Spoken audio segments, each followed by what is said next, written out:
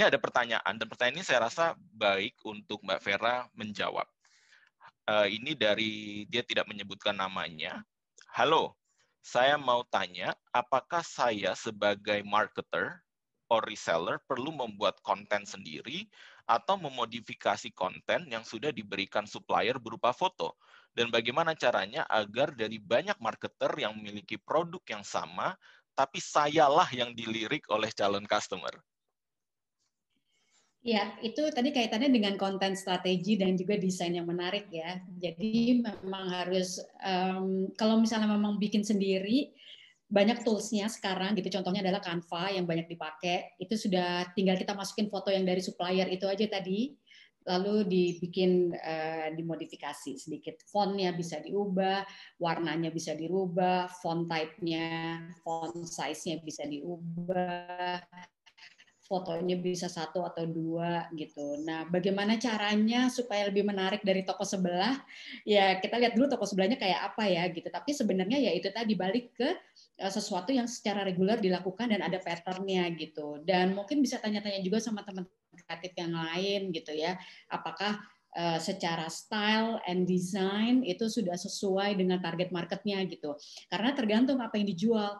Kalau misalnya target marketnya adalah kalangan premium, tinggal di kota besar, ada kok style-style tertentu yang mungkin bisa merujuk kepada brand-brand yang luxurious brand seperti Chanel atau Gucci, Hermes atau apa sih Dior Furla gitu ya, colorful tapi juga tetap ada taste-nya. Cuma kalau misalnya jualannya memang untuk kalangan yang emang sangat simple, misalnya untuk kalangan apa ya, misalnya anak muda gitu. Anak muda kan tentu juga beda stylenya lagi. Jadi emang harus trial and error, dicoba, dites, tanya feedback yang terpenting, termasuk tanya feedback kamu kalau misalnya dikasih desain saya sama desain 2 atau 3 yang lain, yang which is mungkin kedua ketiganya adalah lebih tone-nya dari toko sebelah gitu, pilih yang mana dan kenapa. Jadi kita juga belajar gitu, karena ngedesain itu butuh proses belajar juga gitu. Nah, yang kira-kira sesuai. Dan yang kedua ada tematik. Kalau dibikin secara tematik misalnya ada sekitar 20 sampai 30 feed kita dalam 2 minggu terakhir itu temanya rapi, biasanya itu lebih attract banyak orang juga karena manusia itu ya human itu memang seneng matanya di entertain kan. Jadi seperti tadi Mbak Ayang, kenapa orang pada seneng gitu ya. Bahkan ibu-ibu juga seneng. Padahal mungkin sasarannya untuk anak-anaknya, ya karena yang milihin buat anak-anaknya kan juga ibu-ibunya. Ibunya seneng, ibunya tahu anaknya pasti juga Benar. bakal seneng. Jadi itu compliment one to another. So, iya, jadi itu menarik, seneng, orang akan lebih engage gitu. Kurang lebih seperti itu, Mas. Baik, jadi kepada siapapun yang bertanya karena tidak menyebutkan namanya, kembali lagi Anda harus do your homework. Pada saat Anda mau melakukan suatu bisnis, tidak bisa secara instan Anda mengandalkan mungkin foto dari supplier atau dari mana, tetapi Anda harus melakukan research, do your homework.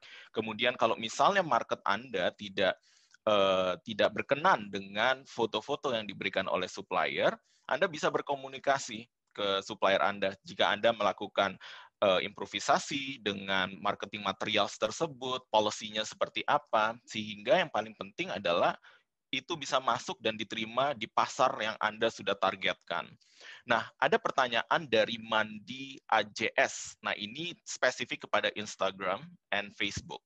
Bagaimana ads Instagram and Facebook, apakah bisa di-link? Jadi bisa, kayaknya ini bisa disatukan ya, di-connect. Apakah berbeda atau harus sendiri-sendiri bayar? Apakah sistemnya sama? Mana yang lebih baik? Tolong dijawab nih, Mbak Anissa. Ya, oke. Terima kasih pertanyaannya. Untuk Instagram dan ads itu, Instagram dan Facebook itu ads-nya sudah bisa di-link. Jadi even kalau misalnya kita mau membuat sebuah Instagram bisnis, biasanya suka ditanya dulu Facebook account-nya itu apa, gitu. Jadi sekarang udah sangat mudah bisa menggunakan konten yang udah ada di Instagram, terus nanti di-push ke Facebook. Dan jadi kita bisa mendapatkan target audiens yang nggak cuma dari satu platform saja, tidak cuma dari Instagram, tapi perbesar audiens juga di Facebook gitu. Jadi yes, jawabannya bisa dikonekkan antara Facebook dan juga Instagram. bisa di-connect ya, jadi antara Facebook dengan Instagram. Nah, Yes. mungkin nanti kalau bagi yang bertanya ini, tadi siapa namanya? Mandi. Itu mungkin ada juga ya dari Facebook atau Instagram training-training untuk bagi mereka yang mau punya usaha retail dan berjualan melalui Instagram dengan atau Facebook, pasti ada training-training yang bisa disediakan dan mereka bisa akses ya.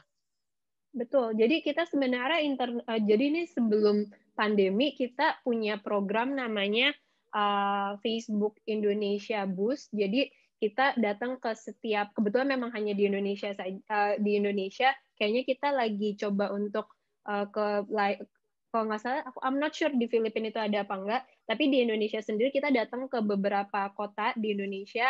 Contoh misalnya Bali, Bandung dan lain-lain. Itu kita adain seminar, ini sebelum pandemi, kita adain seminar yang datang tuh bisa sampai 1000-an lebih di satu tempat tersebut. Jadi kita share dari aku dan teman-temanku juga, kita share bagaimana caranya bisa meningkatkan bisnis, nggak cuma di Facebook aja, tapi juga di Instagram dan juga WhatsApp. Jadi kita gabungin 3 platform tersebut, kita share bagaimana caranya meningkatkan bisnis, meningkatkan growth dan sales melalui 3 platform tersebut.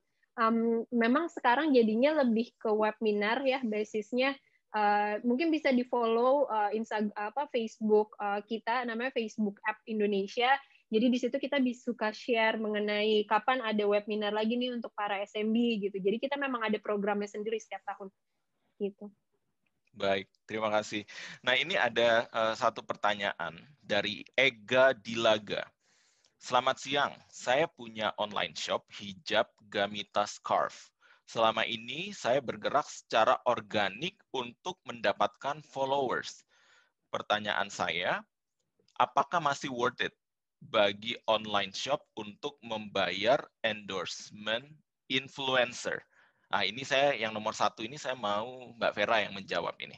Apakah masih worth it nih Mbak Vera kalau bagi online shop untuk membayar endorsement influencer seperti itu, atau mungkin Mas atau Mbak Ega ini bisa terus mengembangkan secara organik saja?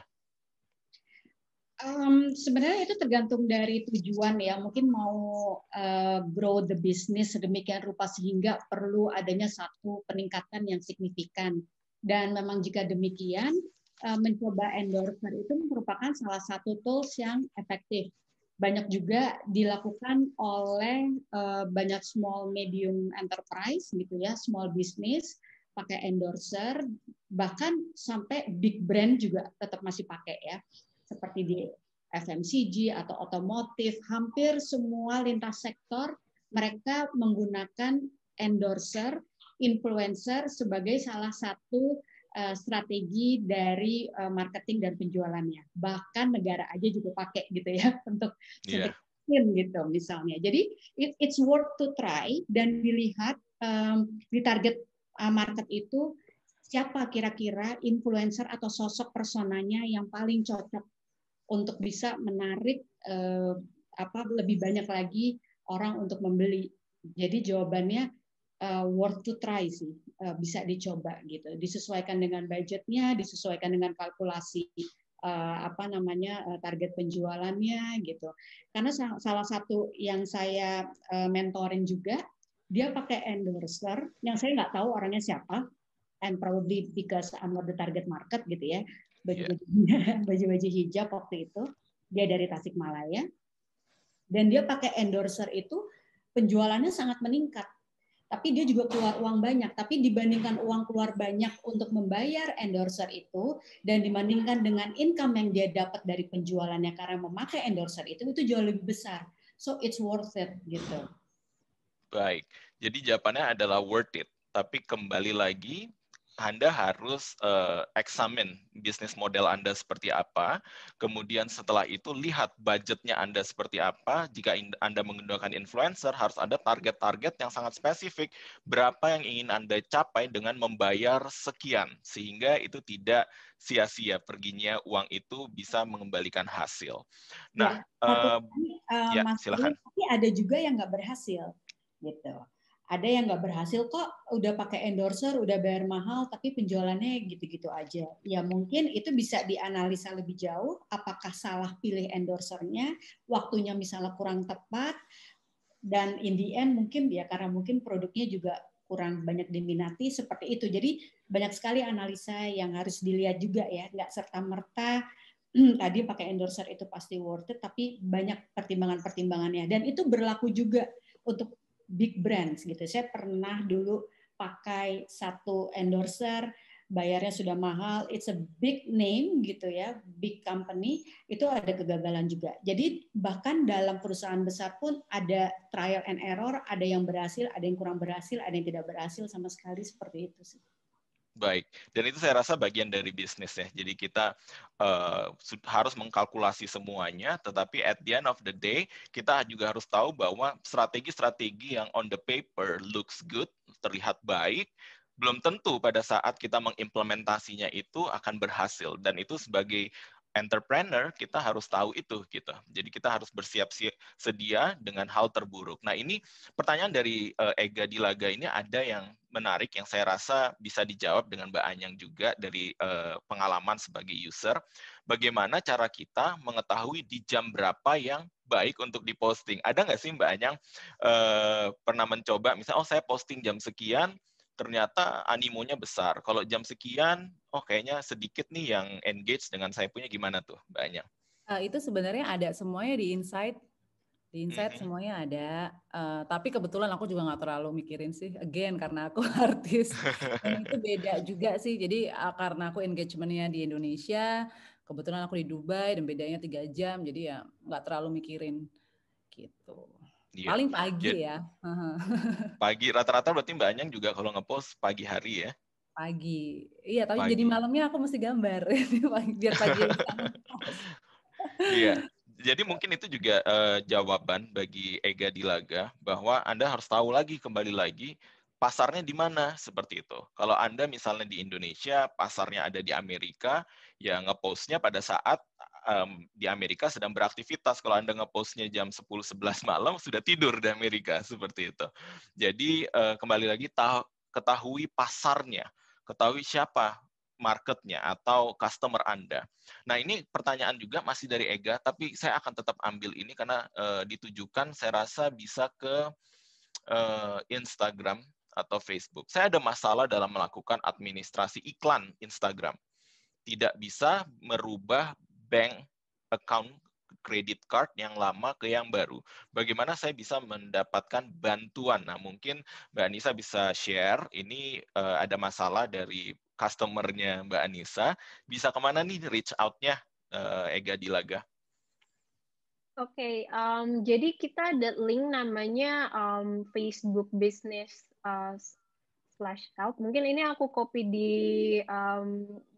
kolom ini kali ya, yang panelis dan attendees ini aku kasih. Jadi itu ada facebook.com/business/help. Jadi feel free untuk klik linknya, nanti di situ bisa pilih kira-kira masalahnya di bagian apa, nggak cuma dari sisi bagian misalnya akunnya, kreditnya ada masalah, atau misalnya even tiba-tiba nggak bisa diakses gitu adminnya, atau ada masalah apapun yang berhubungan dengan akun bisnis kalian, bisa langsung klik ke situ. Jadi itu adalah link support untuk bantu teman-teman di Facebook dan Instagram bisnis. Baik, terima kasih. Jadi partisipan bisa tolong untuk melihat di kolom chat, itu sudah di-share linknya, yaitu https://www.facebook.com business help. Ya, jadi itu bisa di copy, kemudian di paste, sehingga Anda bisa tahu kemana Anda harus reach out. Nah, saya rasa discussion kita ini sangat luar biasa. Saya sendiri sebagai moderator mendapatkan banyak insight, mendapatkan banyak ilmu dari Mbak Anissa, Mbak Anyang, dan Mbak Vera. Bagaimana caranya untuk kita bisa memaksimalkan media sosial sebagai sarana kita untuk melakukan bisnis, apapun bisnisnya, seperti itu. Nah, saya ingin mendapatkan take points dari para panelis kita. Mungkin yang pertama Mbak Vera, yang kedua Mbak Anissa, dan Mbak Anyang. Sehingga partisipan kita ini bisa tahu nih, kata-kata terakhir ini bisa diambil sehingga mereka bisa selalu ingat dan mereka bisa start dengan cepat dan bisa beralih ke media sosial untuk melakukan bisnis mereka. Mbak Vera mungkin bisa dimulai, silahkan. Iya, aku agak terdistract dengan kucingnya Mbak Ayang yang ada di belakang. Tadi barusan lewat, ingin tampil, tuh lucu deh kucingnya. Dia bisa duduk loh, Mbak. Hah, bisa duduk? Dia bisa duduk, ya. Oke. Ya, jadi yang pertama adalah sosial media itu merupakan platform yang sangat useful dan harus dimanfaatkan seoptimal mungkin dalam melakukan bisnis. Banyak sekali kelebihan-kelebihan yang ditawarkan oleh sosial media platform ini. Jadi jangan berhenti untuk bereksperimen di sana dan mendapatkan keuntungan dari segi bisnis dari sana. Journey-nya itu sangat dinamis, jadi akan ada perubahan-perubahan dalam hal tren dari consumer behavior-nya yang tetap harus kita tangkap secara terus-menerus. Jadi once we go to social media, jangan berhenti di situ saja, karena ilmunya terus berkembang, trennya berkembang, lalu feature-feature-nya juga pasti berkembang, yang kalau kita nggak cepat tangkap, itu nanti kita akan ketinggalan. Seperti itu. Jadi keep on learning, keep on catching up, dan terus berinovasi dan berdialog dengan konsumen-konsumennya yang ada di sosial media untuk kesuksesan bisnis. Baik, terima kasih Mbak Vera. Dengan Mbak Anissa? Oke, pretty much yang tadi Mbak Vera udah bilang itu sums up everything yang akan aku bilang juga. Jadi basically mungkin kalau misalnya aku bisa tambahkan, yes, pergunakan social media regardless yang tadi misalnya Facebook dan Instagram ataupun misalnya ada social media lainnya, feel free untuk menggunakan Instagram, menggunakan platform-platform tersebut karena mereka pasti bisa membantu me-reach your objektif atau outcome dari sisi bisnis sendiri gitu. Bisa tadi mungkin kalau Mbak Yang lebih ke branding, bisa lebih kalau misalnya teman-teman jualan produk bisa ke sales gitu. Jadi leverage these platforms karena pasti akan membantu dari segi bisnis teman-teman sekalian. Dan yang kedua adalah mungkin jangan pernah putus asa, misalnya baru pertama mulai terus tiba-tiba nggak ada yang likes, nggak ada yang beli, nggak ada apa. That's why gunakan yang insights tersebut karena insights itu akan membantu teman-teman bisnis melihat audiensnya seperti apa yang mereka tertarik, apa yang bisa kita gunakan dari sisi konten gitu. Jadi terus berusaha karena audiens itu berbeda-beda dari segi tadi yang udah disebut juga tren juga berbeda-beda, journey dari setiap audiens juga berbeda-beda. Jadi jangan pernah menyerah karena pasti akan ada menemukan satu titiknya dari sisi insight yang sudah teman-teman dapatkan dan di situ teman-teman bisa langsung mengembangkan bisnisnya. Seperti itu. Luar biasa. Terima kasih banyak Mbak Anissa. Dari Mbak Ayang. Kalau aku pesanku cuma for me Instagram is all about visual. Jadi please invest di foto-foto yang bagus. Foto yang jernih, foto yang bagus. Kalau ada video, hire someone profesional, itu penting. Atau kalau mau pakai handphone juga invest di kamera yang lebih bagus, belajar sedikit, itu menurutku sangat penting. Karena Instagram is all about visual, that's all. Ya, betul. Tentang konten. Ya, betul. Baik, terima kasih banyak kepada ketiga panelis, kepada dari user experience, kemudian juga dari expert, dan dari Instagram dan Facebook. Konklusi dari saya adalah kita semua mau tidak mau, suka tidak suka, kita harus beralih ke digital. Itu mengubah cara hidup kita, itu mengubah cara kita untuk berbisnis. Sehingga kita harus mempersiapkan dari hulu ke hilirnya. Kita harus membuat aplikasi-aplikasi ini bisa mensupport kinerja dari usaha-usaha kita. Tidak ada jaminan untuk sukses, tetapi kita harus melakukannya dengan pintar. Kita harus melakukannya dengan bijak. Saya senang mengambil kata-kata dari Mbak Vera bahwa pada saat kita membuka satu account social media kita, it comes with big responsibility. Itu di bawah tanggung jawab itu oleh kita. Jadi semua diaspora di seluruh dunia, selamat untuk memulai journey baru di dalam dunia digital, dan pastinya kami semua mendoakan yang terbaik, dan saudara-saudara semua, rekan-rekan diaspora di seluruh dunia bisa sukses dengan usaha-usaha yang dijalani melalui social media. Sekali lagi terima kasih kepada para panelis atas waktunya yang sudah diluangkan untuk teman-teman saudara-saudara kita diaspora di seluruh dunia. Baik, inilah akhir dari acara kita. Bagi para peserta yang ingin melihat recording dari acara ini, bisa pergi ke YouTube IDN Manila YouTube. Jadi bisa dilihat rekaman dari acara hari ini. Sekali lagi, terima kasih banyak dan sampai jumpa di acara diaspora selanjutnya. Thank you so much. Thank you. Bye.